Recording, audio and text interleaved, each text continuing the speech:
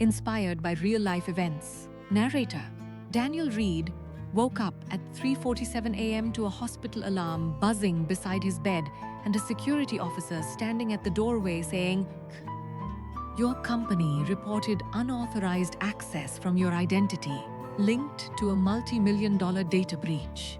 And in that exact moment, Daniel's life didn't just get interrupted. It collapsed into something unrecognizable. Because 12 hours earlier, he was a senior data engineer working for a healthcare analytics firm in Seattle, building systems that processed patient records and insurance verification pipelines. And now he was being treated like a suspect in a cybercrime investigation he had no memory of initiating. And the worst part wasn't the accusation itself, but the fact that every system log, every timestamp, every digital trace pointed directly to him. And by sunrise, his corporate access had been revoked, his accounts frozen, his apartment lease flagged for review, and an internal investigation email circulated labeling him as high-risk internal breach actor. And Daniel sat on the edge of the hospital bed, staring at his hands, trying to understand how someone could be everywhere in data and nowhere in truth at the same time. And his past felt suddenly fragile because he had built his entire life around precision, discipline, and code integrity. Growing up in a modest household in Ohio, where his mother worked as a school cafeteria assistant and his father drove delivery trucks across state lines.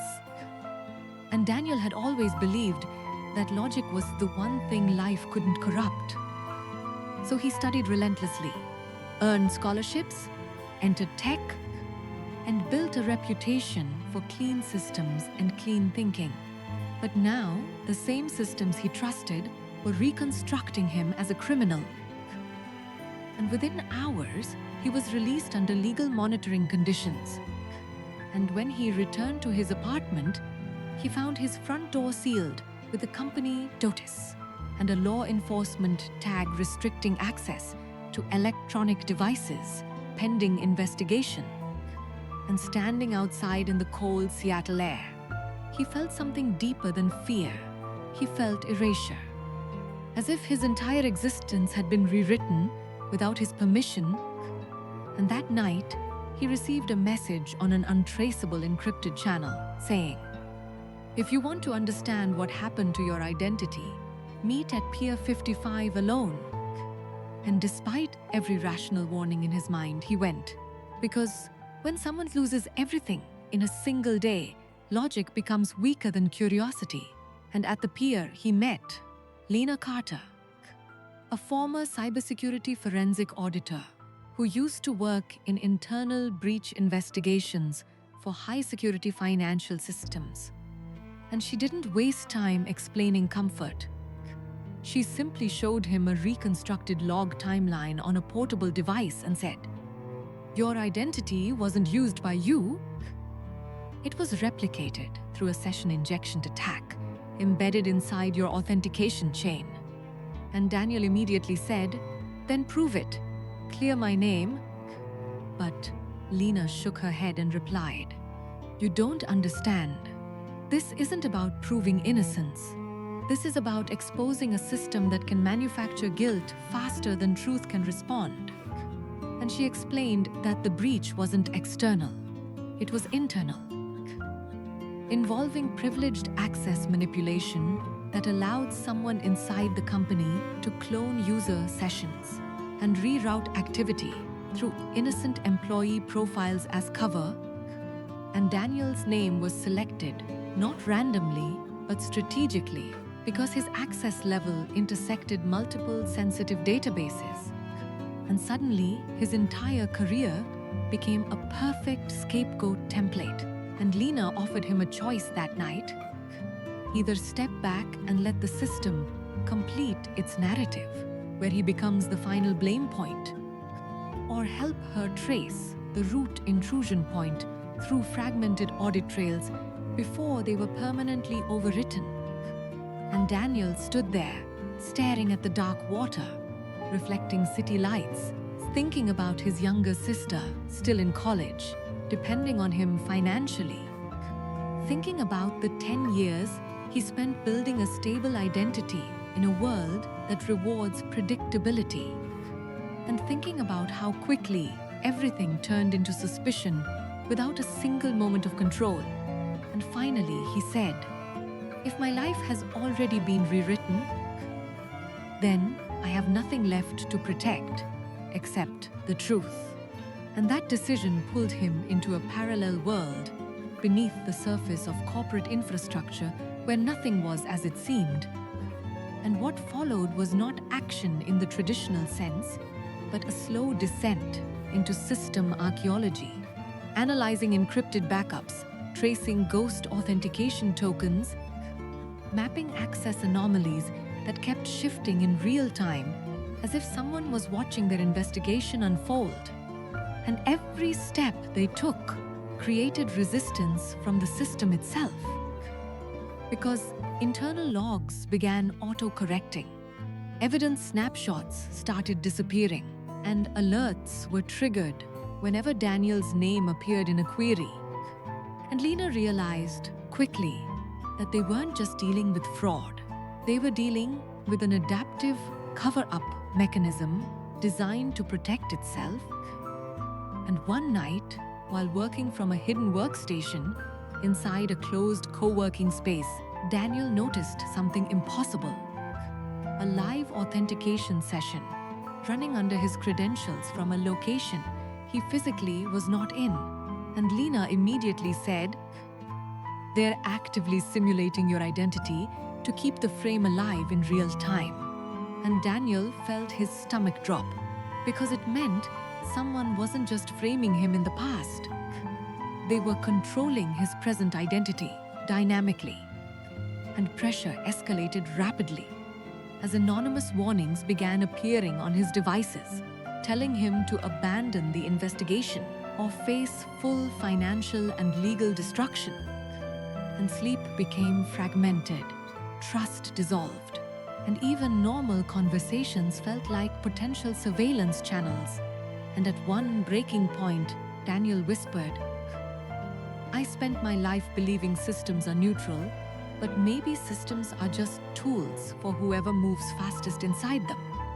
And Lena replied, "Systems are never neutral. They are only structured silence until someone breaks them." And that moment changed his internal direction, because he stopped trying to defend himself and started focusing entirely on exposure. And as they dug deeper, they discovered the breach was tied to a hidden administrative access layer maintained by a senior infrastructure operations director who had been quietly rerouting authentication tokens for years, using automated identity masking scripts to distribute fraudulent activity across multiple employees as decoys. And Daniel's identity had been chosen because his activity patterns were stable enough to avoid suspicion while still touching critical data flows. And the warehouse-like server logs they uncovered revealed something even worse. A parallel data siphoning operation disguised as system optimization, where patient and insurance data was being extracted and sold through layered proxy networks. And the internal firewalls were not failing. They were being selectively bypassed from inside. And when Daniel finally compiled a complete encrypted evidence package, strong enough to trigger external audit escalation, everything escalated instantly, because internal countermeasures activated and attempted to wipe investigative trails. And Lena said, "This is where most people disappear, either physically or professionally." And Daniel replied, "Then I'll be the one case they can't erase." And together, they transmitted the full evidence chain to federal cybercrime authorities, while simultaneously securing mirrored backups across decentralized nodes. And within days, the investigation flipped direction, Emergency audits were launched. Internal arrests began. And the infrastructure manipulation network was exposed as part of a large-scale identity fraud and data exploitation operation spanning multiple companies. And when it was finally over, Daniel stood outside the rebuilt facade of his former office building, watching employees enter and exit as if nothing had ever happened. But he was no longer the same person who once believed stability was permanent. Because he understood now that identity in a digital world is not ownership, it is permission. And permission can be stolen, duplicated, or rewritten in seconds, but awareness cannot be fully replicated. And a week later, when he met Lena one last time at the pier, she asked him, "What did you lose through all of this?" And Daniel looked at the water reflecting the city and said, "Everything I thought made me who I was." And she asked, "And what did you gain?" And after a long pause, he replied, "The understanding that truth doesn't survive inside systems, it survives inside people who refuse to accept false endings." And as he walked away alone into the night, he finally understood the deepest reality of his entire experience, that life doesn't always destroy you with chaos. Sometimes it destroys you with precision, and when it does, the only way back is not to rebuild what was taken, but to become someone who cannot be rewritten the same way again.